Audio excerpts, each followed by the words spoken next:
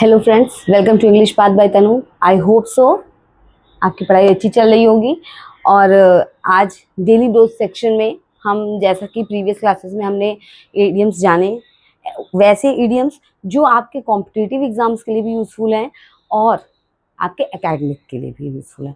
Even in सब के अलावा ये इडियम्स आपकी स्पीकिंग इंग्लिश और राइटिंग स्किल जो है आपकी इंग्लिश में, उसके लिए भी बहुत इंपॉर्टेंट है। क्योंकि अब लोग क्या है, नॉर्मली इडियम्स का यूज़ करके अपनी स्पीकिंग इंग्लिश को भी बहुत इफेक्टिव बनाते हैं। खासकर जब कहीं उन्हें स्पीच देनी हो या कोई इंटरव्यू हो या ऐसी बहुत सी चीज़ें होती हैं, तो वो अपनी स्पीकिंग इंग्लिश को इससे इफेक्टिव बनाते हैं। तो इडियम्स बहुत ही इफेक्टिव है।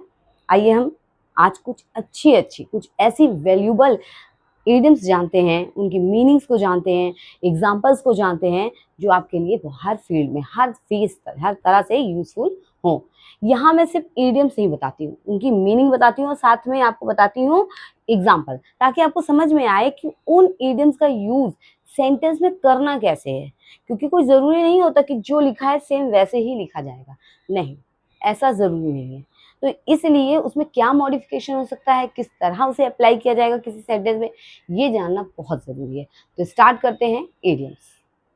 फर्स्ट इडियम है हमारा to upset the apple cart. To upset the apple cart क्या एप्पल कार्ट, कार्ट माने तो एक तरह से समझ लीजिए एक डोलची बास्केट। एप्पल कार्ट को अपसेट कर देना यानी कुछ निगेटिव सेंस आ रहा है। क्या होगा? To spoil a stable plan, कोई ऐसा प्लान जो स्टेबल है, मतलब एकदम फिक्स है कि हाँ ये काम ऐसे होगा, ऑर्गेनाइज है, एकदम सब कुछ बढ़िया है कि ये काम ऐसे होना है, ऐसे होना है, ऐसे होना है, ये चीज़ ऐसे अरेंज की जाएगी, मतलब एक चीज़ के सिस्टमैटिक तरीके से फिक्स है। उस प्लान को स्पॉइल कर देना, नष्ट कर देना, खराब कर देना, डिस्ट्रॉय कर देना, क्या कहलाता है? To upset the apple cart. ठीक है, एग्जाम्पल देखते हैं। We had organise the event, हम इवेंट ऑर्गेनाइज कर चुके थे। ठीक है, इवेंट क्या है? ऑर्गेनाइज किया जा चुका था। But her sudden cancellation upset the apple cart, लेकिन उसका उसका अचानक से कैंसिल करना, मतलब सारा इवेंट ऑर्गेनाइज हो चुका था और उसको फिर से उसने कैंसिल कर दिया। जब उसने क्या, तो ये क्या हो गया? अपसेट द एप्पल कार्ट, मतलब पूरे बने बनाए प्लान को स्पॉइल, खराब कर दिया। ठीक है, next, to send someone to Coventry. To send someone Coventry means to intentionally ignore someone. जब आप सोच समझकर किसी को इग्नोर करते हैं। एक चीज और मैं बता दूं, यहाँ इग्नोरेंस की जो बात हो रही है ना, यहाँ सिर्फ 1 या 2% की बात नहीं हो रही। जैसे कभी कभी किसी टीम में, ग्रुप में लोग आपस में हैं और किसी एक पर्सन को सोच समझ के इग्नोर कर रहे हैं, तो वहां पे भी हम इसका यूज करेंगे। ठीक है, मैं इसलिए बता रही हूँ कि कॉम्पिटिटिव एग्जाम में अलग अलग तरह के ऑप्शंस आते हैं। एकेडमिक में तो आप खुद लिखना है, बट कॉम्पिटिशनल एग्जाम्स जो होते हैं, वहाँ क्या होता है, वहाँ ये चीज़ होती है कि कभी कभी जो कोई, ये जरूरी तो है नहीं कि जो मीनिंग मैं लिखी हूँ वही वहाँ है। ठीक है, तो इसकी जो एक डीप मीनिंग ये है, मेनली जो मीनिंग है, जो बेसिक मीनिंग है, वो ये है कि किसी को इग्नोर करना, सोच समझ के इग्नोर करना। और ये चीज़ सिर्फ 2 लोगों के बीच में नहीं कि एक इंसान मैं हूँ, एक कोई दूसरा है और मैंने सोच समझ के उसको इग्नोर कर दिया, या उसने मुझे सोच समझ के प्लानिंग के अकॉर्डिंग इग्नोर किया, नहीं। ये बात ग्रुप में भी अप्लाई होती है कि मतलब मान लीजिए कोई टीम है, कोई ग्रुप है, कोई क्लास है, जहाँ पे लोग क्या है, कोई एक इंसान को इग्नोर कर रहे हैं, सबकी नहीं, अब इससे बात नहीं करनी, इसको इग्नोर करो, उसको टारगेट कर रहे हैं कि इससे बात नहीं करनी है।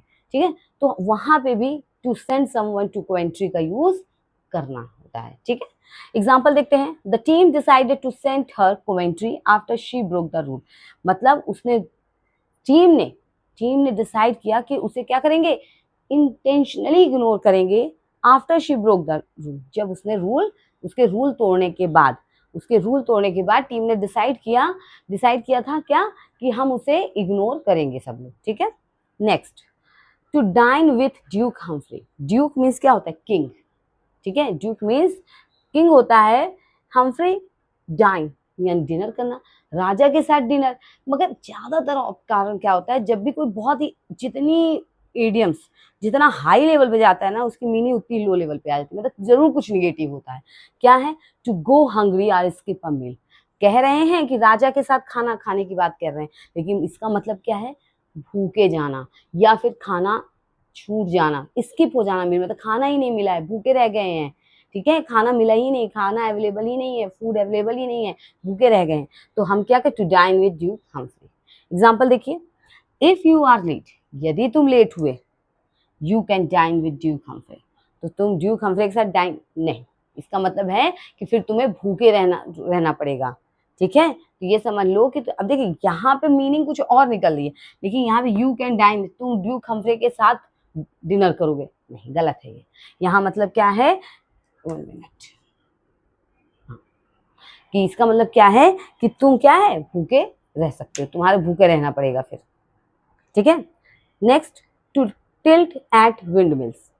To tilt at windmills क्या होती है, पता ही होगा आपको, जो हवाई पंखे होते हैं, बिजली के लिए चलते हैं, जगह जगह लगे रहते हैं, कई जगह पे बनाए जाते हैं हवाई पंखे जो होते हैं बिजली के, जिनसे मतलब बिजली उत्पन्न की जाती है, ऐसे ही होते हैं विंड मिल्स।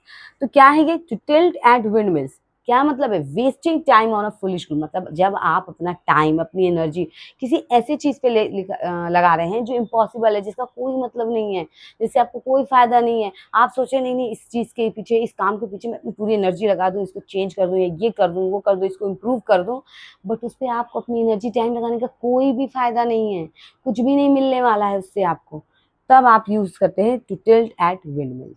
एग्जाम्पल देखते हैं, arguing with an internet troll is just tittling at windmills, मतलब इंटरनेट ट्रोल्स पे आर्गुमेंट करना, बहस करना, क्या है, अपना टाइम वेस्ट करने जैसा है। जाहिर सी बात है, अगर आपको ऑनलाइन कोई अगर ऑनलाइन आपको कोई ट्रोल भी कर रहा है, क्या फायदा होगा, ये जो ट्रोलिंग्स चलती रहती हैं, होती हैं, या लोग कुछ पसंद नहीं करते हैं किसी को, तो क्या कर रहे हैं, वो अपना टाइम, वो उनके पास इतना टाइम है कि वो आपको ट्रोल करना चाह रहे हैं, बट एग्जैक्ट मीनिंग क्या है, ऐसे इंसान से लड़ना, ऐसे इंसान से बहस करना, और फिर आप अपने आप को प्रूव करना चाहिए, नहीं नहीं ऐसा नहीं है, ऐसा नहीं, ये करना चाहिए, इसका कोई मतलब नहीं, ये क्या है, सिर्फ अपना टाइम और एनर्जी वेस्ट करना है, ठीक है। तो इन इडियम्स को पढ़ लीजिए, ओनली 4 इडियम्स है, अगर हर क्लास में से 4 इडियम्स आप पढ़ते हैं तो बहुत अच्छा होगा, कोई नुकसान नहीं है, सब एकदम बेस्ट रहेगा, इतना पढ़ने में क्या दिक्कत है कि नहीं। आप रिवाइज, और सबसे अच्छी चीज़ क्या है, अगर 5-6 मिनट आप एक इडियम्स पढ़ ले रहे हैं तो आपके लिए बहुत यूजफुल भी तो है, कम समय में थोड़ी सी चीज़ जानकर ज़्यादा नंबर गेन किया जा सकता है, ठीक है। अगर क्लास अच्छी लगी हो तो इसको लाइक कर दें, चैनल को सब्सक्राइब कर दें, बेल आइकन ज़रूर प्रेस करें, और दूसरों को शेयर ज़रूर करें, रिकमेंड ज़रूर करें, पढ़ने को ज़रूर कहें कि वो इसको पढ़ें और समझें। हम नॉर्मली ऐसे कितनी रील्स को स्क्रॉल करते हैं, कितने वीडियोस देखते हैं, बट कुछ नॉलेजियस अगर हम देख लेंगे, थोड़ा मतलब ऐसी 10 रील्स के बीच में, इंटरटेनमेंट की 10 रील्स वीडियोस के बीच में अगर 1-2 वीडियोस नॉलेज के देख लेंगे, तो बहुत इम्प्रूवमेंट हो जाएगा मेरी इंग्लिश में, ठीक है। तो आगे मिलेंगे नेक्स्ट वीडियो में। Thank you so much.